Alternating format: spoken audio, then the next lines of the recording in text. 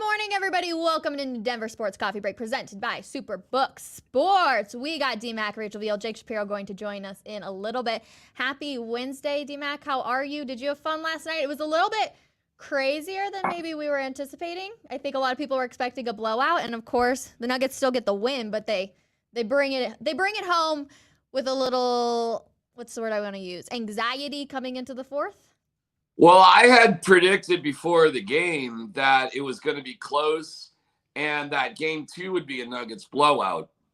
I was looking like a fool early because, the Nuggets had a 21-point lead. Yeah. So I was like, oh, well, I guess I got this one wrong.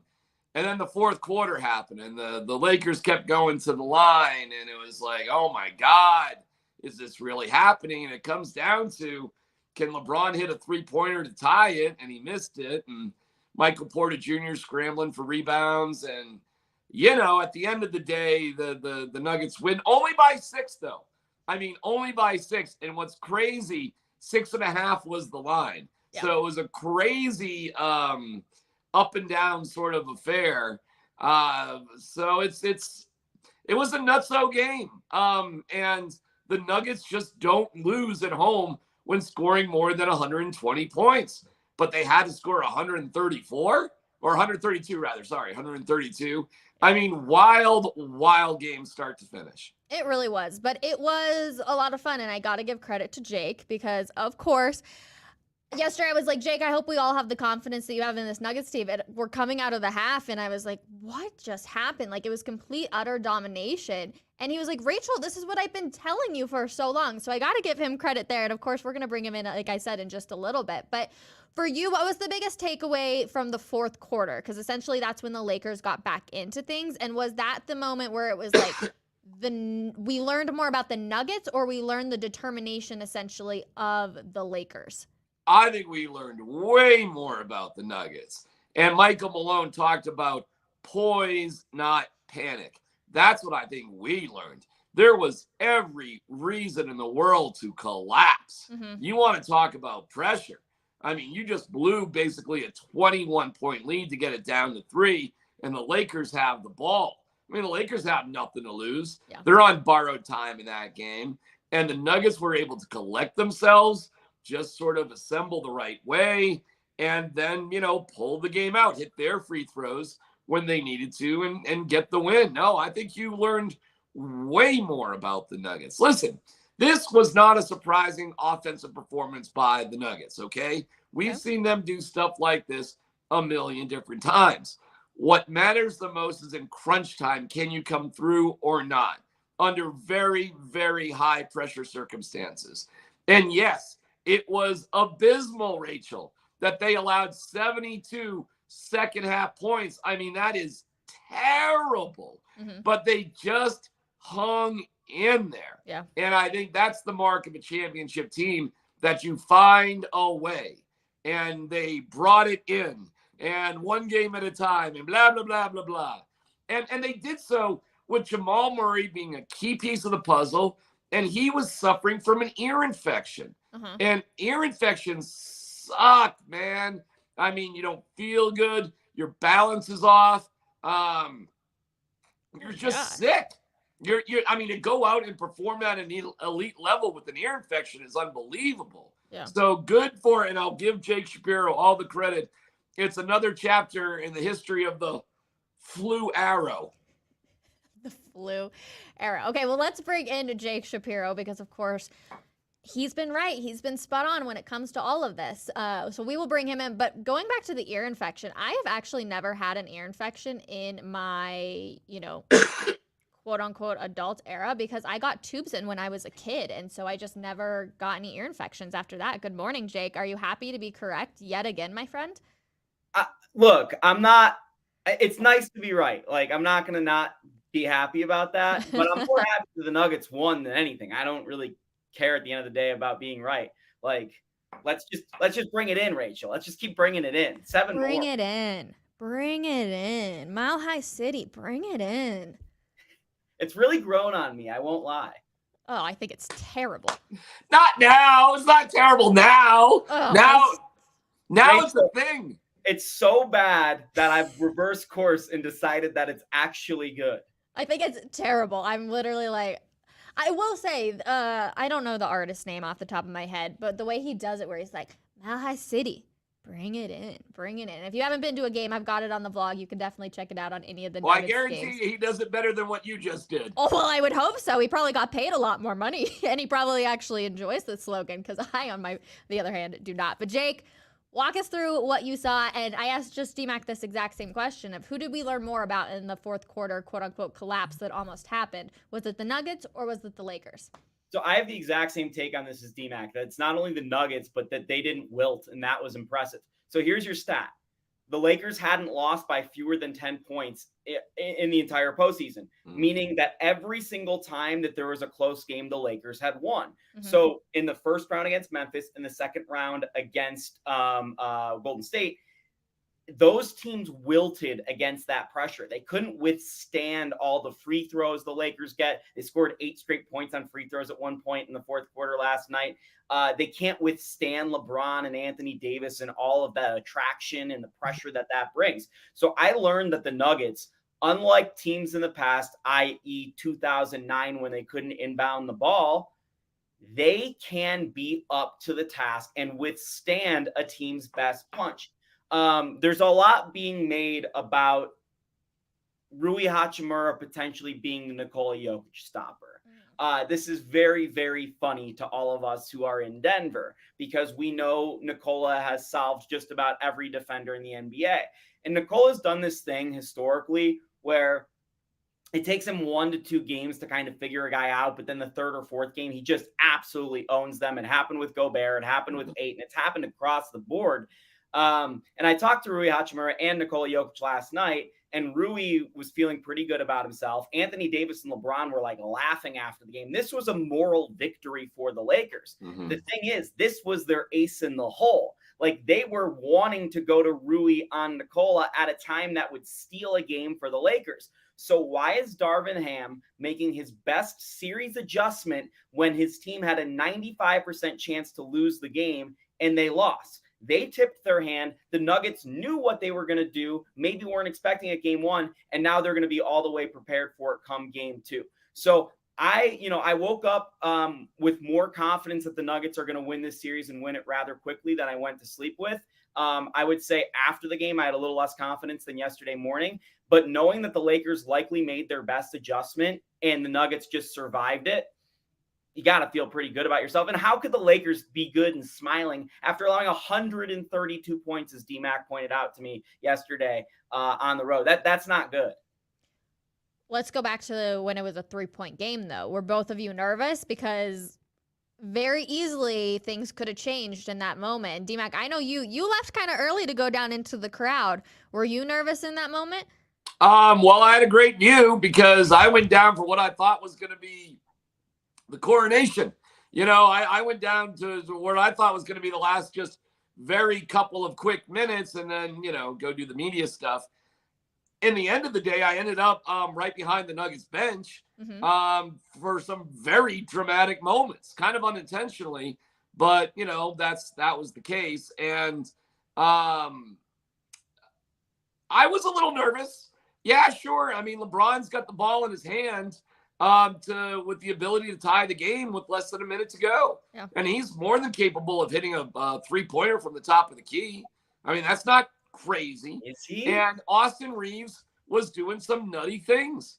Austin Reeves made 5 3-pointers, including one that got a celebrity sort of, kicked out of the game for a little bit. We'll talk about that later. But, it was it definitely was going in that direction, guys. Yeah. And usually the NBA is a series of runs. And it's always scary to see, well, where will that run end? A lot of times you see a team up by, say, 15, and they make a run to 5 or so, only to be bounced back by eventually out of 5 possessions, you're eventually going to hit a 3-pointer if you're an NBA team. And then 5 goes to 8. The other team presses, misses a 3. You get a transition bucket. 5 goes to 10. And it kind of bounces back and forth. So when you get a swing that goes all the way down to 3, I mean, that's a one possession sort of deal, but that's where it ended. That's when the Nuggets picked up a bucket. That's when the Lakers eventually missed. The crazy thing about leads and NBA and runs is there are swings that the norm evens out to. If you hit 5 3-pointers, you're probably not going to hit 6, and go 6 for 9. I mean, maybe, but probably not. These teams are so good. These players are so good. Eventually, things flatten out. But you should never be satisfied with a 17, 20, 21, even a 25-point lead in the NBA. I mean, that's ridiculous. The only moment I feel safe is like a 30-point lead. I feel a 30-point lead is practically impossible to come back from because that's more points than you can typically score in a quarter. Mm-hmm. Other than that, I don't feel any lead is necessarily safe. So did I feel nervous at the end of the game with that situation? I've talked to college coaches all the time. They've said coming back from down 15 isn't as hard as once you take the lead, keeping it. So I never felt like the Nuggets were going to lose that game last night. I felt like there were some really bad things happening, and it was disappointing to see that the Nuggets blew that lead. But honestly, if the Nuggets are going to come down to, okay, LeBron James has a lightly contested 3 to tie the game in every game this series late in the game, the Nuggets are going to win this series in 5. LeBron's shooting 25% from 3 in these playoffs and 32% this year. He can't really shoot anymore. Mm-hmm. Anthony Davis, by the way, shoots like 22% from 3. Like, if the Nuggets are going to let these guys shoot threes, great. Maybe they'll hit them and you'll lose one game. But you're probably going to win the series based off the percentages. So I was not concerned with LeBron James shooting that 3. In fact, I was happy he settled for the 3-point shot because he had Jamal Murray on him, who was a haggard mess who LeBron was attacking over and over and over off the switch. That's the thing the Nuggets need to fix. It's not how do they beat Rui Hachimura. It's how can the Nuggets find a way to stop soft switching Jamal Murray onto LeBron James. And that's the only way LeBron really scored last night. So as soon as you figure that out, that 126 is going to turn into 114 and less really quick. And Austin Reeves is going to hit fewer shots. So it's probably going to go back down to like 109. Yeah. So you feel pretty good about where the Nuggets are at. And as D-Mac pointed out to me yesterday, and I was kind of debating back and forth with him after the game, I said, the Nuggets shot pretty well. I went back and looked at it this morning once the tracking data came available. The Nuggets should have even shot better because their shot quality last night was incredible. Yeah. Yeah, I mean, for example, again, you figure out to the norm. Mm-hmm. Christian Brown will hit a 3-pointer eventually. He will. Okay, it's unusual that he's missing this many. Jeff Green will hit, a 3-pointer every once in a while, which he did, which was very helpful. And if you look at the bench points, the Lakers had the advantage, but like by 3, and I still think the Crayola Box crew, even though I coined the nickname, it terrifies me. I think they actually could do better throwing in some different folks, Jeff, by the way, is 3 for 12 on wide open threes this postseason. Yeah. Okay, but we got this comment too, and it said it's also time to sit Uncle Jeff and find better bench production. So I want us to all put on our Michael Malone hat. And why does he keep going out there when, Jake, you just said it, he's 3 from 12? Like, what is he providing that Michael Malone is looking at him and says, yes, he needs to stay in the rotation? Because everybody else on the internet tends to disagree, but obviously Michael Malone's the guy with the major hat on right there. Well, I think there's a couple things. One, it's the fact that Jeff Green's a veteran and has been in these moments, and he's not going to wilt away. You can make the case that he is wilting away because every time he steps on the floor, the Nuggets seemingly their lead goes from 16 to 10. Mm-hmm. But there is another argument to be made that Jeff Green has some inherent knowledge of these players. You saw Bruce Brown do really good on Kevin Durant last series because the two were teammates last year. Jeff Green was also teammates with Kevin Durant in the past. He's also been teammates with LeBron James in the past. So maybe there's a thought of him having some inherent knowledge. You could also make the case that he's their most athletic option off the bench. But the Nuggets need more floor spacing, not athleticism, particularly when you have Jamal Murray and Aaron Gordon on the floor together, because Aaron doesn't really stretch the floor and Jamal isn't a great defender. That's what's killing the Nuggets. It's the fact that they've got two guys that aren't really good shooters and two guys that aren't really good defenders. They can survive with one guy who's not a good defender or one guy who's not a good shooter. So they need to basically make a decision of they can continue to play Jeff Green, but they're going to need to play him alongside Nikola, which I honestly think is a waste of Nikola Jokic's minutes. Mm-hmm. Or you can play Jeff Green alongside Aaron Gordon, but you're going to have to take Jamal Murray out of the game and put Bruce Brown. So you can get away with playing Jeff. But the way it's structured currently, Zeke or Vlatko would fit better into those minutes. But it is a little bit unfair to put one of those guys into a game after 6 weeks of not playing basketball at this point. It's a good point. No, for sure. The other thing, and so just for a little context behind the scenes, I leave roughly halfway through the fourth quarter to get down to be able to get video of all of the guys coming off of the court.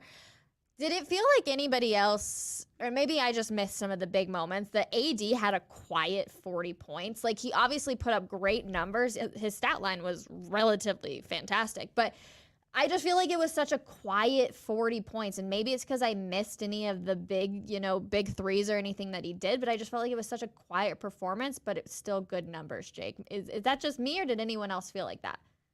I thought he had moments where he was pretty dominant, but that's the fact of the matter when you get to the free throw line, 10, 12 times? Like, True. It just doesn't feel the same. Like, I think he had fewer field goals made than Nikola Jokic off the top of my head. So he certainly was not as dominant in the game as Nikola Jokic or even Jamal Murray with his flash.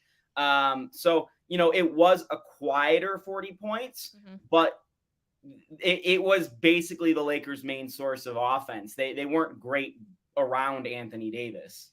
True.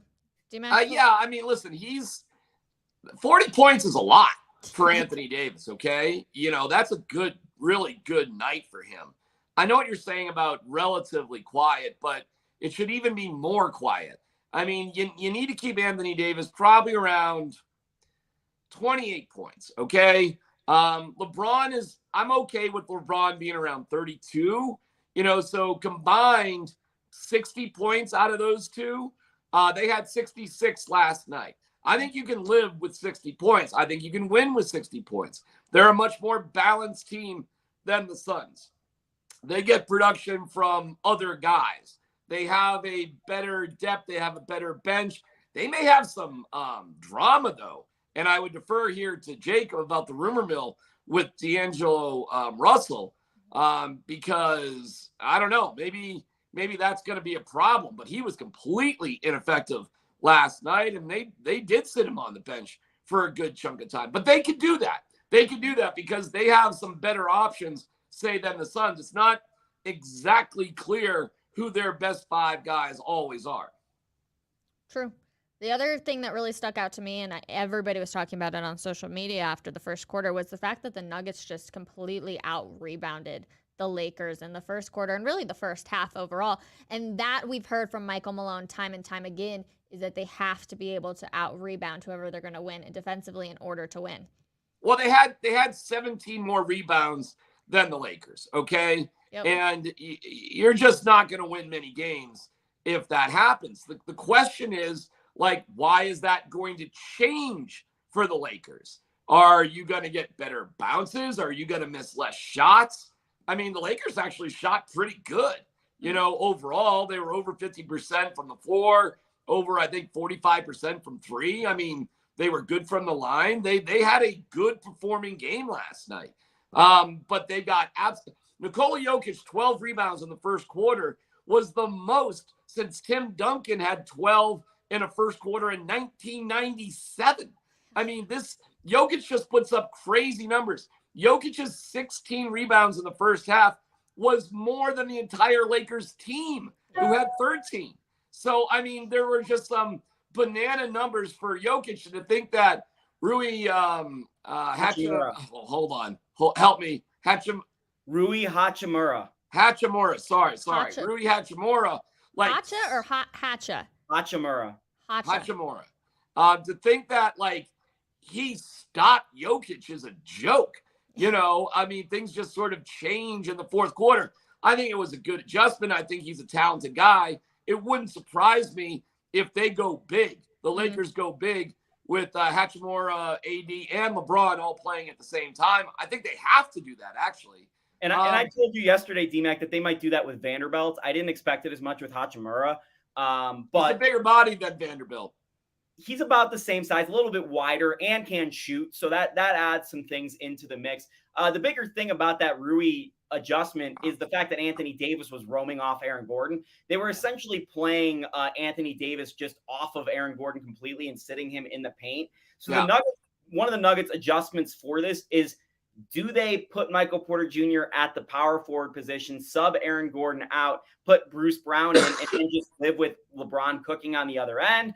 Do they try and find something with Aaron Gordon to get him into the action and space Nikola out? Like, the Nuggets are going to have to solve a little bit of a problem here. I don't think it's a major problem, but it is a little bit of a problem, and it's something teams can exploit. But on your point with the rebounds, I wrote this after game 1 of the Sun series. The Nuggets were going to easily beat the Suns because they were so much bigger and they could just grab the ball out of the air and get more rebounds. The pace of yesterday's game was so quick that there are going to be fewer rebounds in the next couple games because there will be simply fewer possessions. The Nuggets also, like I said, should shoot actually better if they continue to play the way that they did, although pace dictates the fact that they were probably getting better shot quality because they were in transition so much. So all of this is to say that the Nuggets' rebounding margin is going to come down a little bit naturally, but it should subsist throughout the course of the entire series. The Lakers' best option for getting a rebounder in there is Tristan Thompson.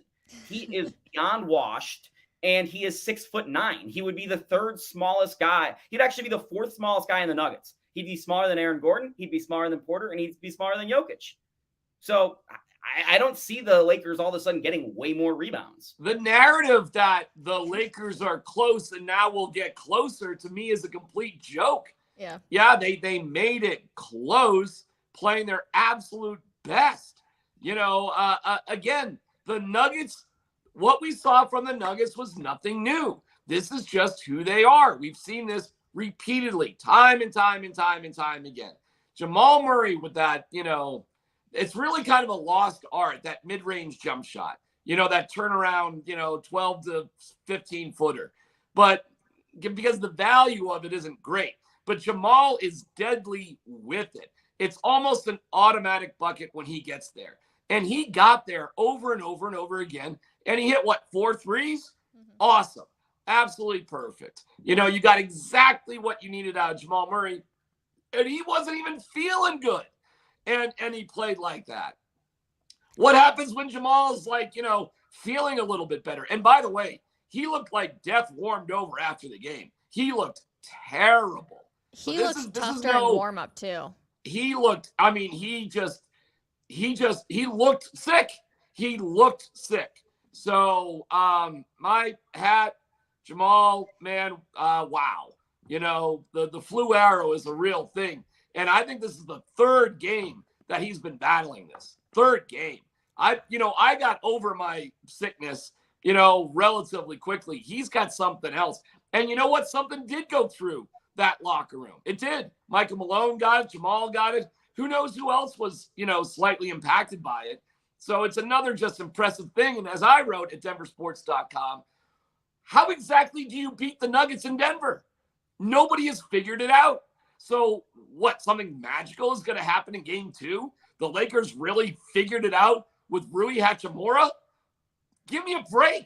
If they go with Rui Hachimura more time against Jokic, get ready for a 50-burger. It's going to be like that, and they won't. They'll switch off. And essentially what the Lakers are trying to do is cheat. They're trying to play a zone defense. And they're I don't know if the referees are even counting it, but you got to see what they're actually doing. They're playing like Justin Simmons was at the game. He would recognize that defense. It's a safety. It's safety help, basically, is what they're doing. And that is going to lead to, guys, wide open shots. Crazy wide open shots. And I think the Nuggets are going to make them. We heard LeBron talk about the altitude, and Jake, you and I, as they were walking off the court at half, were both like, they look exhausted. How much do you think the altitude actually played into the game we saw last night? Well, I saw ESPN on NBA's post on Twitter. It was like, oh, that altitude in Denver hits different. The Nuggets hit different in Denver. They're Right. 21-1 with Nikola Jokic against the Western Conference in Denver this year. 21-1. Actually, 22-1 now that they won last night. The only loss that they had was a 1-point loss that Michael Porter Jr. wasn't even playing in. Yeah. So the Nuggets are nearly unbeatable with their team in Denver. The pace of that game, the altitude, and also how hot that arena was last night, all had a factor. And I've been pointing this out to Rachel since, and you could go back in the vlog, Rachel, after game 5 of the Sun series? Yeah. I did this? Yeah, you can go back. I pointed out that the rink was gone. They'd scraped the ice. So there's no longer the cold radiating up, and it's a lot hotter in Ball Arena. All three of us noticed it last night. Jokic even in his press conference. It was like a sauna. The whole building's like a sauna. Okay, Kramer, calm down. I was talking to Nick O'Hare, the PR guru for the Nuggets. Mm-hmm. He sits right on the court next to the local broadcasters. He was like, oh my God, I was wondering why it felt so hot in there. This is not a joke, guys. And, I didn't even realize, once hockey's over, they melt the ice. Yep. They don't keep the ice. So we have been refrigerated for the entire Nuggets series. And without it and warmer temperatures outside, definitely warmer inside, I swear to God, I think that's going to have an impact that literally nobody's talked about. And it felt more humid. It felt warmer in there. And I don't know if you noticed, guys, the official count was 19,600 and something. Yep. Usually a sellout there is 19,100. So they're announcing there's like 500 more people here, everybody, and there's no more ice, and it's warmer outside. There's less seats, DMAC, because the media. So they're packing more people into fewer space. By the way, we're talking about a team with the Lakers. LeBron James famously had cramps out of a finals game that cost him potentially a ring. So we think with more days at altitude in a warmer arena with older players, they're going to play better in game 2? Really? Why? This favors the Nuggets so much. I cannot even explain how much it favors the Nuggets. No, I'm totally with you. And going back to how warm it is, Jokic is somebody who shows up to the podium for his press conference every single time and is professional as can be. He doesn't come in anything else. He wants to be in the suit that he came into. And he had to take off his jacket and they had to go get him a towel because he literally walked in the room and was like, why is it so hot? Now, of course, in the podium room, there's so many extra lights too from all the cameras. But you guys, it was so hot in that arena that, I don't think it's going to get any better. And I do think it's a slight advantage for the Nuggets that, of course, you're playing in this altitude and it is hot. The ice is gone. It's going to affect LeBron's 38 years old, everybody. He's not 22 anymore. I hate to break it. I know he's a fantastic player. He's amazing. He is one of the GOATs for sure, whether you want to make it him, Jokic. Oh, my goodness. We don't know what happened there. Jokic, MJ, or LeBron, whoever you want to put as the greatest of all time. But you guys, 38 years old is 38 years old at the end of the day. I hate to break it to everybody. Last night, 40 minutes, and Davis played 42. Yeah. It's gonna wear them down. And I think the secret sauce that nobody would consider ever is that for most of the year, every NBA team plays all over on top of a sheet of ice. Which is good. It doesn't bring moisture to the court. It doesn't make it dangerous. There's way more moisture when it's humid rather than when it's frozen. So talk about an element of playing against Denver nobody would ever consider at this time of year. And what's ironic is if the Nuggets were playing this well last year at this time, this wouldn't be a factor because so were the Avalanche. Yeah. And there would have been ice under the arena the entire time. I totally forgot they just melt the ice. They just melt it, and it's definitely having an impact. It's crazy, right?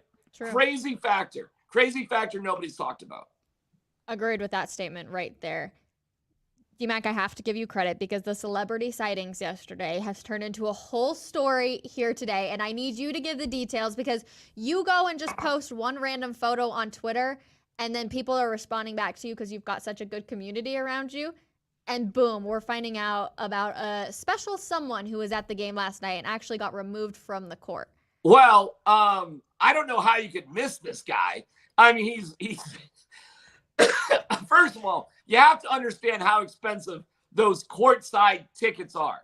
Yeah. I mean, we saw a pair of tickets going for like $25,000 for one ticket. Russell Wilson was in some pretty nice seats with DJ Jones, Justin Simmons, and Justin Simmons' wife.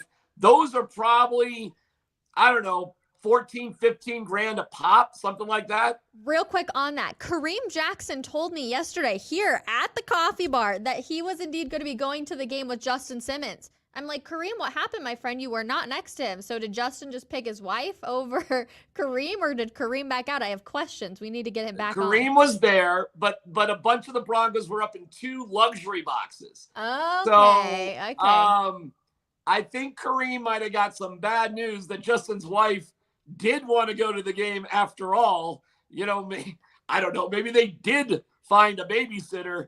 Sorry, Kareem.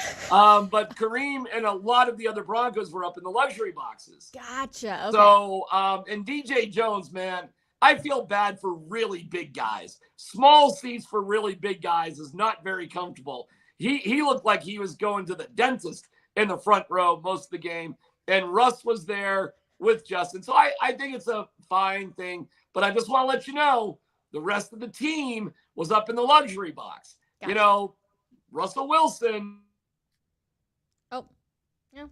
You never know. Sometimes DMAC gets phone calls and it just happens for sure. All right, Jake, you did some research though, because you typically always do. Whenever some like crazy story happens, Jake is like, all right, what can I look up on this? Do you want to finish your story, DMAC? I don't want to take away your credit. Because let me get to the real story. The guy in the front row was dressed in Lakers gear, like he looked like Fletch from an old Chevy Chase movie. He was in a Lakers gold jersey, shorts, and sweat jacket. I mean, I cannot tell you how weird of a look that is, okay? Because you're sitting in the front row with all the fancy people. I mean, they're not going to put on the red shirt, but you want to represent yourself as a Lakers fan in the front row. And he wasn't just in the front row. Every time something good happened, the guy was getting up, standing, applauding, which is his right to do, okay? But Austin Reeves hits a three-pointer with 3:22 to go. The guy's bouncing out on the court. I mean, he's bouncing out, and I'm standing at this point like 5 rows behind the Nuggets bench. So I got a front row view like, holy cow, this guy looks like a lunatic. Well, sure enough, Nuggets security wasn't having that. I mean, you can't get – you can stand up and cheer, but you got to watch yourself. You can't end up out on the court. Yeah. So Nuggets security, I saw it from top to bottom. I saw him freak out. I saw security go over to him. And I noticed, I'm like, hey, I think that guy has like 1 seat because I didn't see like any friends near him. Yeah. And then they let him off right past me. And I'm just looking at the guy. He's like in a Halloween costume as Fletch. And it just looks so weird. And so I take a picture, and there's a great picture because there's a Nuggets cheerleader going like, ha! not on purpose, but it just worked out that way. Really quick, I need somebody on the back end. Oh my gosh, Jake, you were frozen in the most perfect way possible. It looks like we might be losing you, though. I'm going to screenshot that, though, for sure, and just get your smile out there because it was so funny. Oh, he's gone. We might be losing Jake. All right. We'll try and bring him back in for sure in just a little bit. But so anyways, finish up the story real quick. A couple minutes later, he was allowed back to his seat. He was. And I was like, oh, there he is. He's back. You know, and there he had a great view of LeBron missing a 3 and the Lakers losing. So I post this, and we find out later it's Patrick Schreiber Schwarzenegger, the oldest son of Arnold Schwarzenegger and Maria Shriver. So he doesn't look very old, though. He's like, I looked him up on Wikipedia. He's a model, entrepreneur, actor. He's he reached out to me. 29? Yep. well, according to Wikipedia, I guess you can look it up. He slipped into my DMs and he just said, "Hey, I'm just I'm a big fan." And I was like, "Yeah, I get it. You let the moment get to you a little bit." But I mean, he looked ridiculous. Yeah. I mean, he's wearing a Lakers uniform with a warm-up jacket like he's on the team, Rachel. And he stood out repeatedly. The fact that he's the son of Arnold Schwarzenegger and a very, minor celebrity in his own right. I mean, Jake found a photo of him in like an Ariana Grande video. Listen, it's a 6-second clip, everybody. We're going to play it twice, but we've got him freaking out on the sideline so everybody can see because it is quite something. So we're going to go ahead and play this. Hold on 1 second. James to Reeves. Reeves throws it up. It's good! Reeves from downtown. James to Reeves. Reeves throws it up. It's good! Reeves from downtown. And I need you to do this for me. and that's, I mean, it wasn't really that much, but he got far enough out onto the court that Nuggets security, Ball Arena security was just like, "Hey man, you need to chill because if you're at this level, where else is it going?" So I think the situation was handled properly. I have seen plenty of people escorted off the front row for a variety of things over the years. And usually they are let back into their seats. I don't think he was done any kind of special favors. No. I think it's just a timeout. It's hey dude, there's certain things you got to keep in control when you're sitting that close. I mean, you can stand up, you can cheer, but you really got to stay, man. You got to stay in that little circle. That's why sometimes, sitting right there on the court can be tricky. You have to watch yourself a little bit more. But it was his outfit, Rachel. I mean, it was like the loot. And we saw on Twitter that's how he dressed flying into the game. So, and you got to love, too, the fact that this guy has, I mean, absolutely unbelievably expensive seats. He's middle row coach on the flight from Denver to DIA to go to the game. So he said he might call during our radio show later today. So hopefully we can have some fun with it. But yeah, that was Arnold Schwarzenegger's son. Arnold Schwarzenegger's son. And I heard a rumor that as he was being led off, he did say to security, "I'll be back." I'll be back. I'll be back. I do know Nuggets security. Like there's one person who like handles all of it. He's a scary dude. He's yelled at me once, and I'm like, all right, I will do whatever you tell me to do. You are a scary dude. Very nice when you have like a normal conversation, but when he's mad at you, you're like, okay, I'm very sorry. I promise I will move out of your way. But he wasn't the only one. Arnold Schwarzenegger's son was not the only one celebrating. We've got a clip of Russell Wilson getting a little excited on the sidelines as well. It won't go. Rebound knocked loose. Still loose. Porter dives on it. Davis dives on him. And Caldwell Pope comes out of the pack. Here comes Murray. Alley-oop to Gordon. Oh, what a play.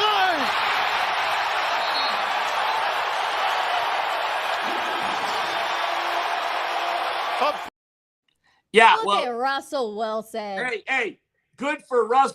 Let me tell you, that moment right there.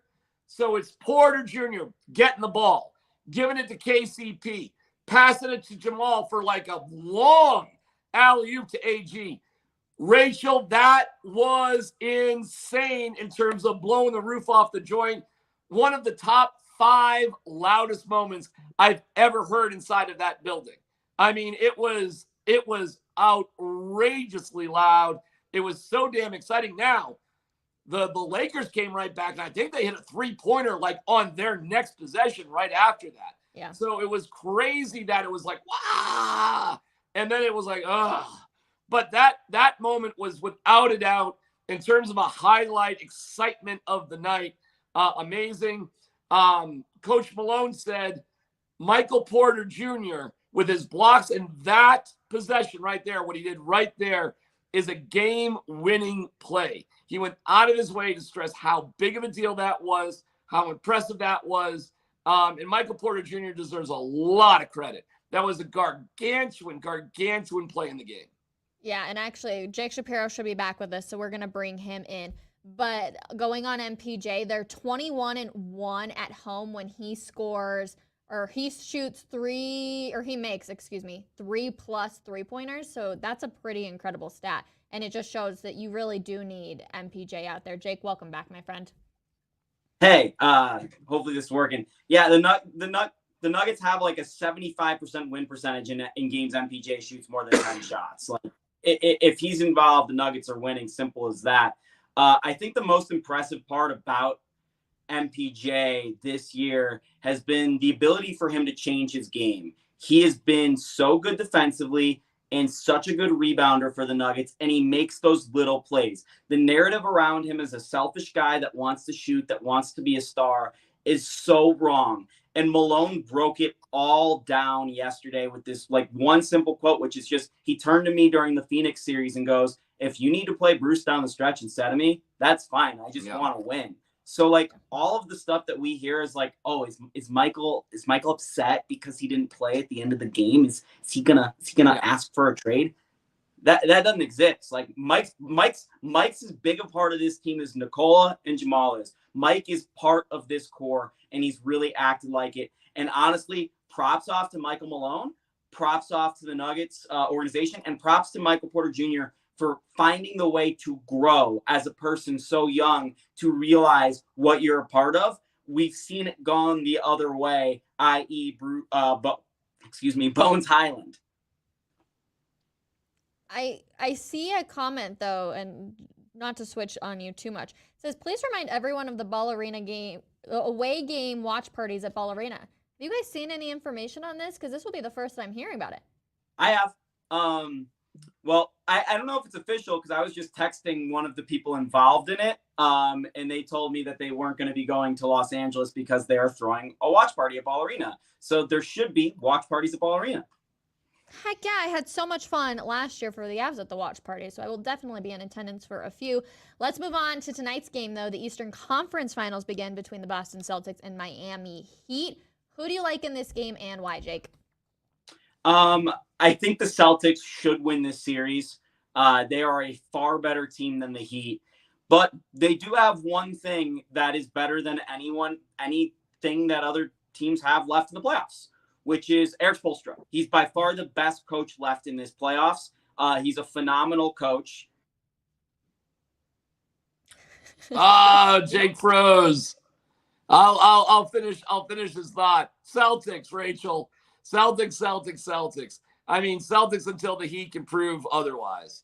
You know, listen, I'm not saying it's going to be a sweep, but the Celtics are a far superior team to the Heat. Good for the Heat for getting there, but it hasn't been the most difficult path for them either. The Celtics, you know, what they just went through with Philadelphia, you could argue is the same thing that the Nuggets went through with the Suns, where it's really the tougher opponent in that round rather than the finals round. So yeah, I'll be stunned if it's not the Celtics. I'll be stunned if it's not the Celtics and the Nuggets in the NBA Finals. True. If the Heat win, the Nuggets fans should be rooting very, very hard for the Heat to win this series. The Heat are a far worse team than the Celtics. I think the Nuggets match up well with the Celtics too, so I wouldn't be too concerned. They will have home court though. The Heat would be traveling to Denver. So that is a big, big thing for the Nuggets, who we've been talking about are just amazing in Denver. I was making this point a second ago.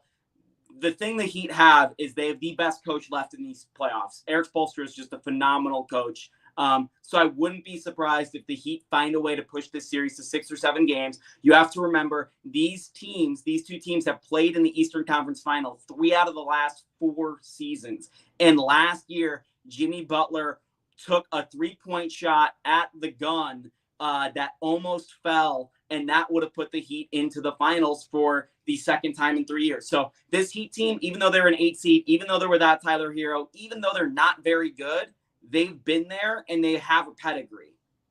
That was going to be my question, Jake. You follow the NBA super closely. What's the journey been like for the Heat to even make it here? Because I feel like at the beginning of the season, there was a lot of talk about how it was going to be another disappointing year. But, I mean, here they are, obviously, in the Eastern Conference Finals. So the Heat were the 7 seed.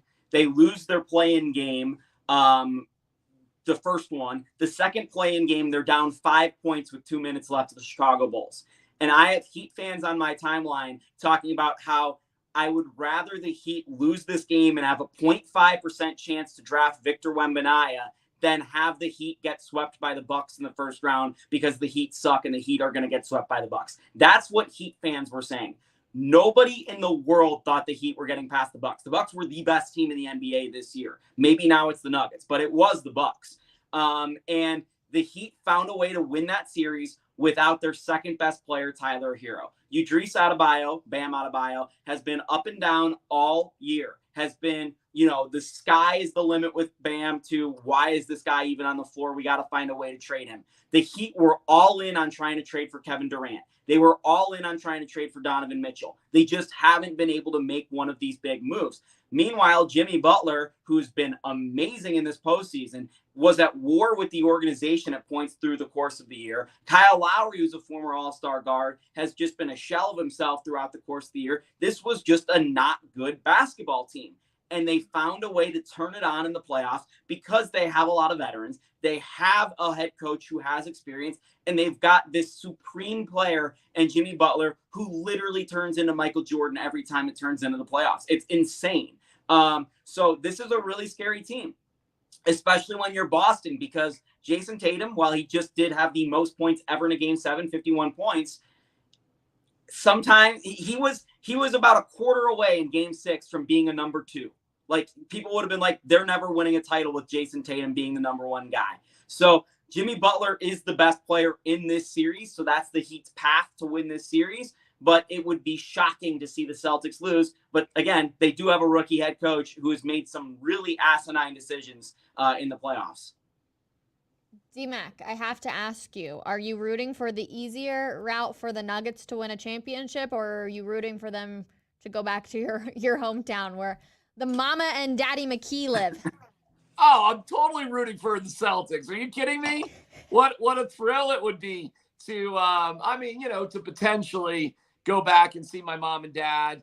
And I've you know what? I've been in media for 30 plus years. I have never, as a media member, covered an event in Boston, ever. I've done things in Boston. I broadcast from Boston. I've run the Boston Marathon 4 times, believe it or not. But I've never, covered something. Never mind the Celtics, and it's not the Boston Garden anymore, but it's right next to the Boston Garden.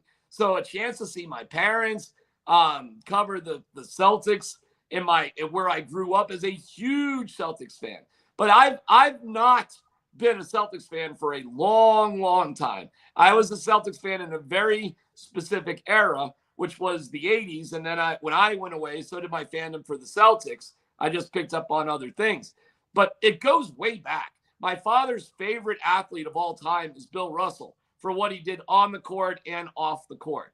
And I've just, in Boston, we got used to losing with the Red Sox. That's how I grew up. But we were always winning with the Celtics. So the Celtics were just like high up on a mountaintop. And I was never there for when the Patriots were good. So I'm not a Patriots fan. I'm not a Bruins fan.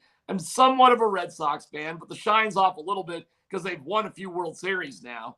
And I'm definitely not a Celtics fan, but I have incredible memories. So the Heat, Miami, look at me. Do I look like I want to be in Miami? I mean, give me a break. Boston all the way. I think it's a better matchup. It's a better series. And I think once you reach the finals, it's going to be tough no matter who you're facing. Jason Tatum is great. There's great players with the Heat. Jimmy Butler's great. I mean, they're all great. I mean, you're not nothing but great at this point. So let's go Celtics. Let's go Nuggets. And let's go for a 7-game series. Well, actually, hold on. Let's go for a 6-game series because the Celtics do have the advantage. The Nuggets would be the road team in that series. They do. And I really hope that if the Nuggets are going to win it all, they can win on home court because that would be so cool for the first time ever. Let us know in the comments who you are going to pick for tonight's game. Real quick, let's do quick score predictions. Jake, go. Oh, gosh. Give me the Celtics winning 111-107. Okay. D-Mac? I'll go 130, 115. Let's put some points on the board. I'll go Celtics. Okay. I'm going to go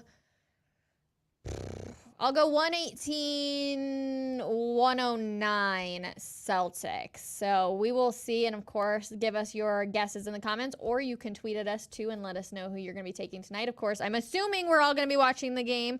I'll be watching it on my phone because I'll be at a graduation. So let us know what you think of it. And then we're back tomorrow night, which is also very exciting because we've got game 2. But we want to go around the NBA because there is some interesting information that's going around. And Jake, I need to give it to you again. You were correct. You were correct about what was going on in the Warriors locker room. And Draymond Green coming out essentially and saying, if I hadn't punched Jordan Poole, we would still be playing in the playoffs. The Warriors never built the trust back. Steve Kerr, their head coach, coming out and saying that. So, Jake, I need to give you a round of applause. Great job. Go find that clip from earlier this spring where I called the Warriors dynasty over. And it ended with that punch. I mean, I said so a couple months ago. What's interesting is I think after I said that, they made the trade for Gary Payton, or it was right before. And some reporting's come out in the last few days, which you could read between the lines at the time, and I was basically doing.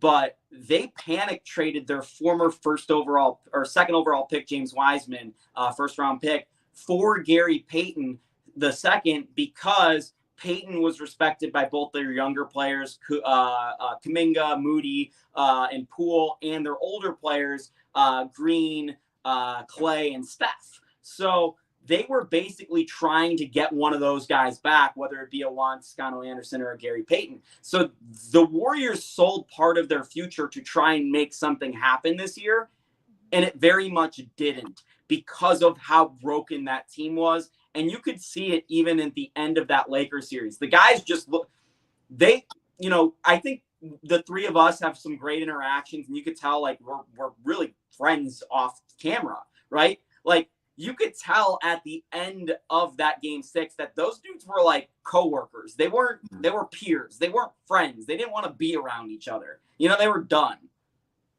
Yeah, I mean, how do you get over that?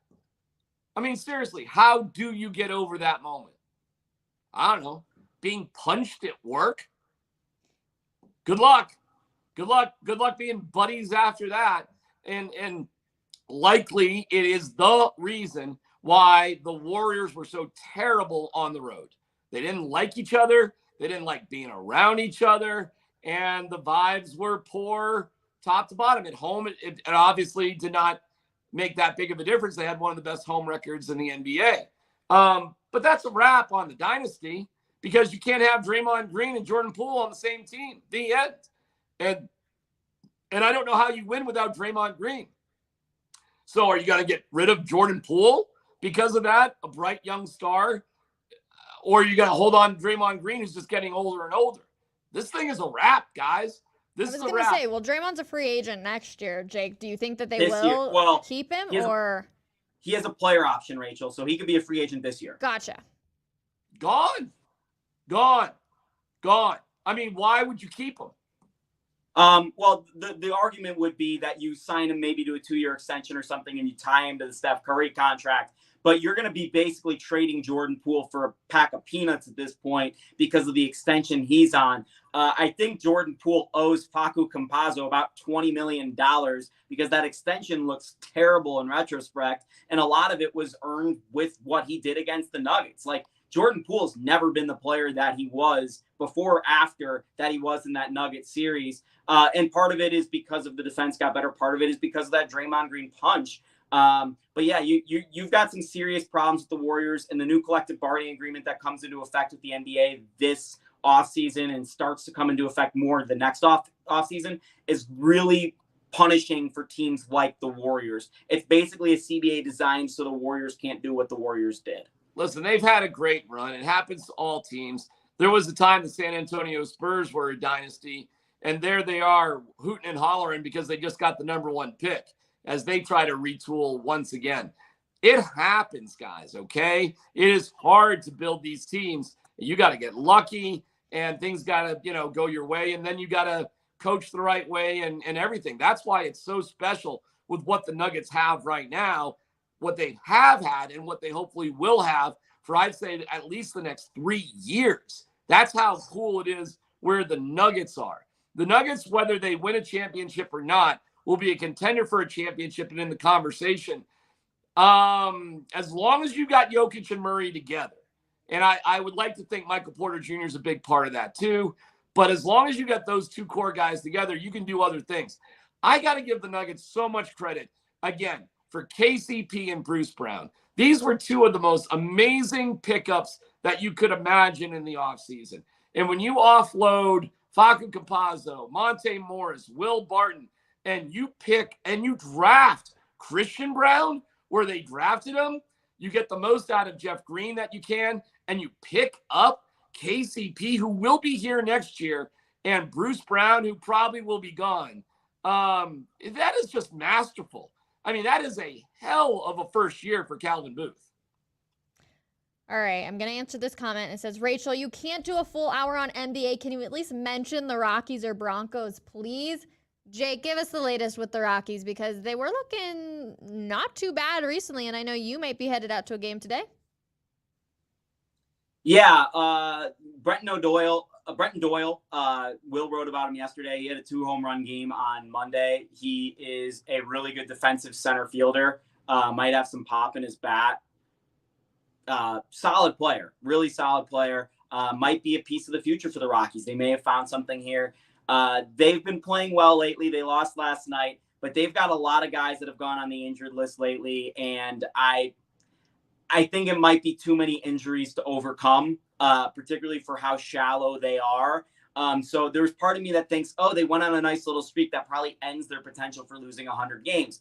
In the other sense, they just lost 4 of their 5 starting pitchers in the last 2 weeks. So I think the Rockies are not in a great place, but they are playing well, which is kind of a weird thing to say.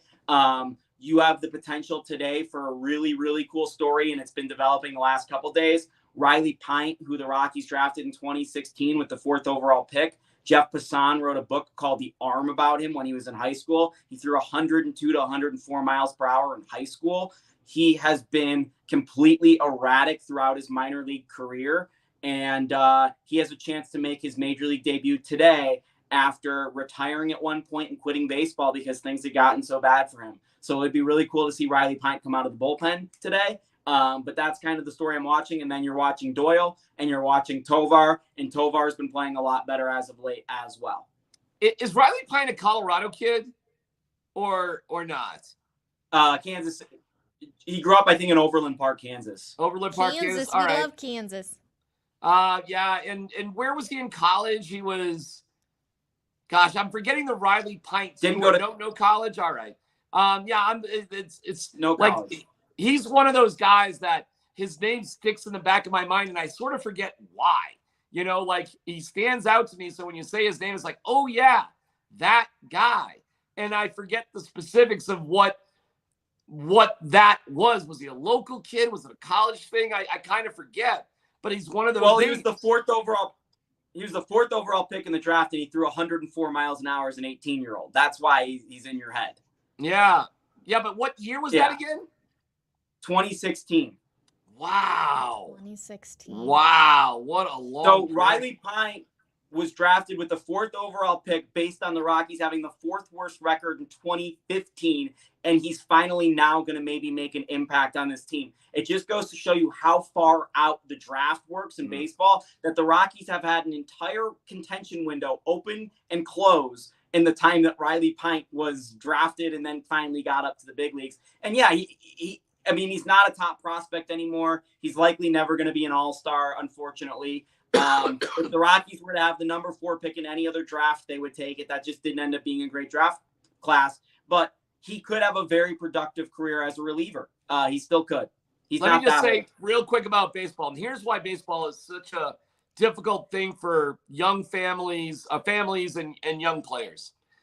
Are you really better off? If you're the 4th overall pick, that's hard money to turn down, okay? It's a lot of money right off the bat, but it's not necessarily a lot of money sustained. Your odds of making the major leagues, sure, you're going to make it at some point. You're going to get a shot unless you have injuries that completely derail you. But are you really better off if you're Riley Pint? Because I guarantee you he was committed to some sort of big-time college program. You know, I don't know where it was, but I bet you know, we're talking about Vanderbilt or Tennessee or Texas or, you know, whatever. Are you really better off just going as an 18-year-old into professional baseball or spending 3 years getting your education, being in a really encouraging environment, having fun and being highly competitive, playing equivalent of AA baseball? That's what a high-level college baseball is, guys, by the way. At the highest level, that is like AA baseball. So what would you rather do? Where are you really better off? There's a kid out of Douglas County, Case Williams. He's going through it right now. Case was drafted by the Rockies a couple years ago, 4th round. Really nice kid. He's in the same graduating class as my son, my younger son.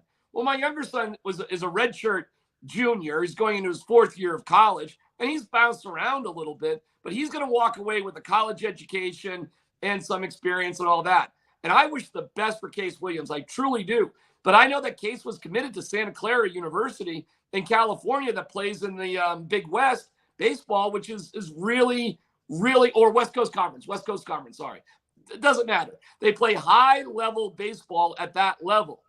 Guys, it's a weird question. Are you better off as an 18-year-old being a professional or just taking 3 years and going to college and rolling the dice that, you kind of bet on yourself?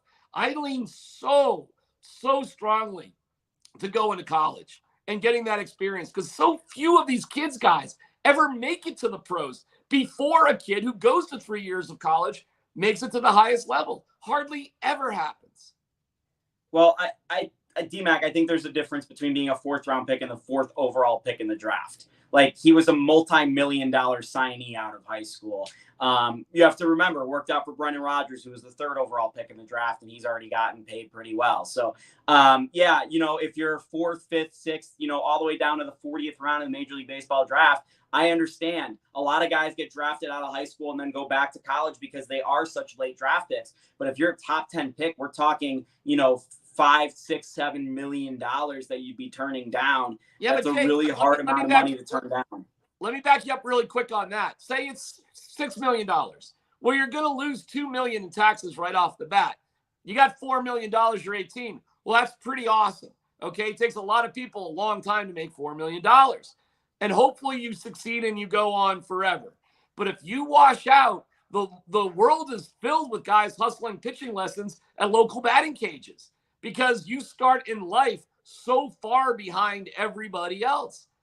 My advice, even if you are a 4th round pick, even if there are millions, I swear to God, my advice is still the same. Go to 3 years of college. Be great there. Develop there. Give yourself something to fall back on. And it's not like the level of competition is bad. And I have no idea why you would rather be in the middle of nowhere, Iowa, in Class A ball rather than at Sunken Diamond at Stanford. I actually don't get it. To be fair to Riley, too, the Rockies minor league system, he's gone through Boise, Asheville, and Hartford. It's not like he's gone through. I'm going to say this, D-Mac, and I say this with all the love, but you do sound like a baseball dad at the moment where you've seen that the struggles that can be. Well, but it's a baseball thing too. Like, which one of these guys actually makes it to Major League Baseball before, a stud out of college who gets drafted after 3 years too? I mean, is there really that big of an advantage? I mean, maybe there is financially, and of course you could always get hurt. So I guess if you're desperate for money, but very few of these guys, you guys got to understand this high level of baseball, these guys are spoiled brats like you can't believe. I mean, the vast majority of American baseball players at that level have been unbelievably privileged, and money's not that big of a deal. It really isn't. It's easy for me to say, I suppose it's not a big deal, but I think it's a fascinating story, Rachel. I think baseball is just a very interesting world. Tovar is completely different, okay? And foreign-born players really don't have much of a choice. College really isn't a choice for a lot of them. They're in baseball academies in their countries when they're like 15 or 16 years of age. I mean, they're never going to go to college. It's just such a tough thing to succeed in, Rachel. Maybe I do sound like a little bit of a dad here saying, son, go get your education. But Riley Pint taking this long to get to the majors it's a cautionary tale. I wish the best for him for sure. MLB is a different beast for sure. But DMAC, as always, it's a pleasure. Huge shout out to Jake, too, for hanging with us even through technical difficulties, and to everybody in the comments. Also, we want to give a new shout out to our new producer, Matt, on the back end. You guys will get to know him and love him, I promise. But to everybody in the comments, we appreciate you. We'll see you tomorrow for a Thursday edition of Coffee Break. I can't believe it's Wednesday. Thursday edition of Coffee Break tomorrow. Come hang out this 10:30 a.m. We will see everybody later. Again, have a wonderful Thursday. I hope it's nice wherever you are for this spring day. Bye, everybody.